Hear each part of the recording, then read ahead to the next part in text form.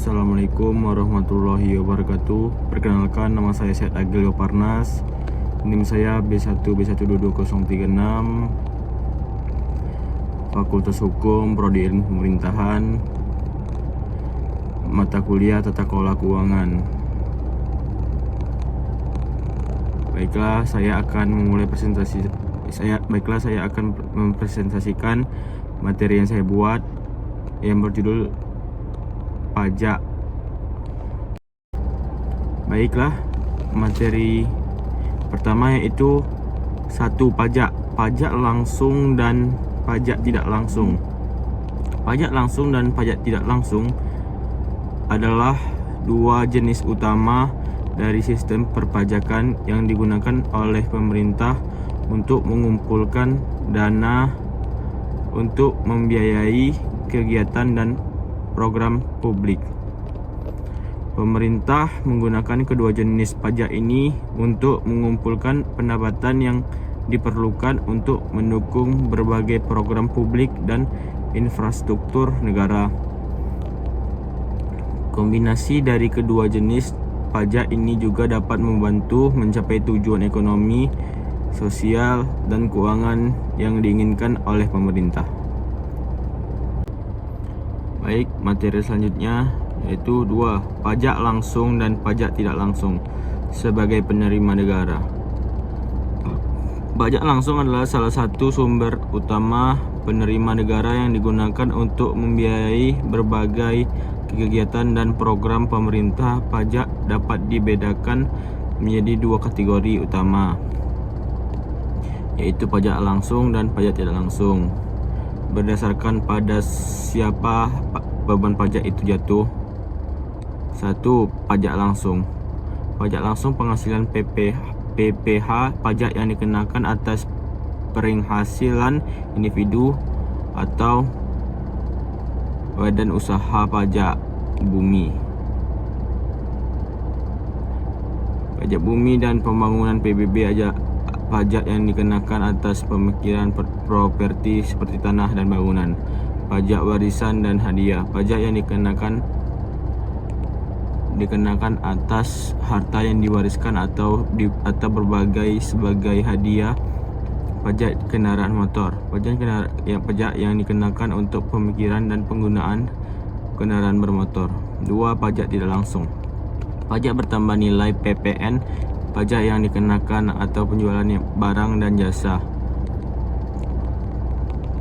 Pajak tidak langsung ada 3, yaitu pajak penjualan atas barang mewah, PPNBM, pajak khusus yang dikenakan atas penjual barang mewah.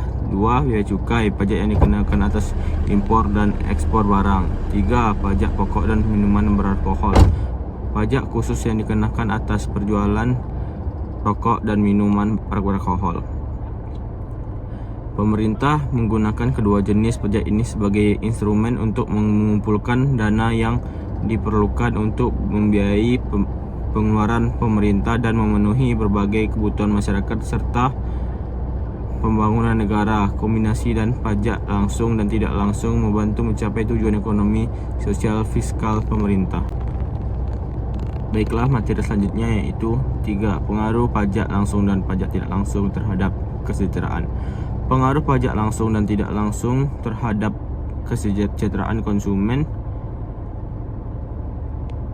dapat dipahami dengan pertimbangan dampak pada harga barang dan jasa, pendapatan konsumen, dan alokasi sumber daya. Penting untuk dicatat bahwa pengaruh pajak langsung dan tidak langsung terhadap kesejahteraan konsumen juga tergantung pada berbagai faktor, termasuk elastisitas pemerintah dan penawaran barang dan jasa yang terkena pajak, struktur pajak, distribusi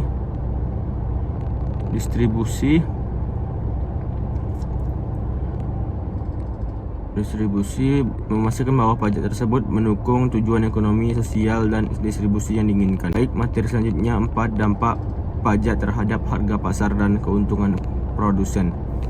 Pajak memiliki dampak signifikan terhadap harga pasar dan keuntungan produsen. Dampak ini tergantung pada berbagai faktor termasuk jenis pajak, tarif pajak, elastisitas pemerintah, pemerintahan dan penawaran serta kemampuan produsen untuk menanggung jawab pajak. Penting untuk dicatat bahwa produsen dapat mencoba untuk mengurangi dampak pajak dengan berbagai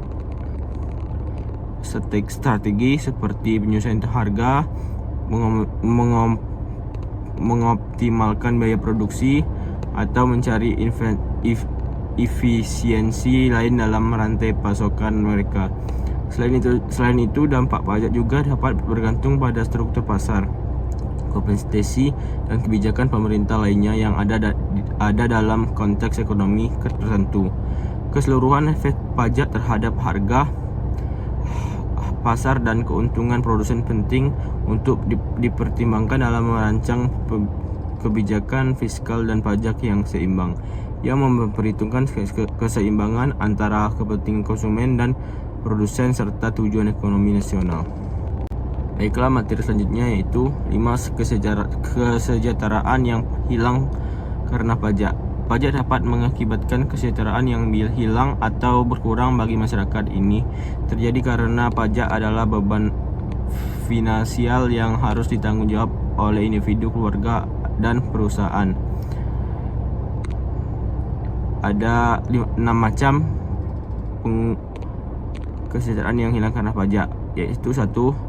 Pengurangan daya beli, 2. Pengurangan tabungan dan investasi, 3. Alokasi sumber daya yang tidak efisien, 4. Pengaruh terhadap kesejahteraan, 5. Dampak pajak tidak langsung pada konsumen, 6. Efek negatif pada pertumbuhan ekonomi. Pemerintah harus pertimbangkan secara cermat desain pajak, tarif pajak, dan tujuan fiskalnya untuk meminimalkan dampak negatif pada kesejahteraan masyarakat sambil memastikan keberlanjutan fiskal dan pencapaian tujuan ekonomi yang lebih luas. Baiklah, itu saja materi yang saya sampaikan. Jika ada kata-kata yang salah mohon dimaafkan. Wabillahi taufiq wal hidayah. Assalamualaikum warahmatullahi wabarakatuh.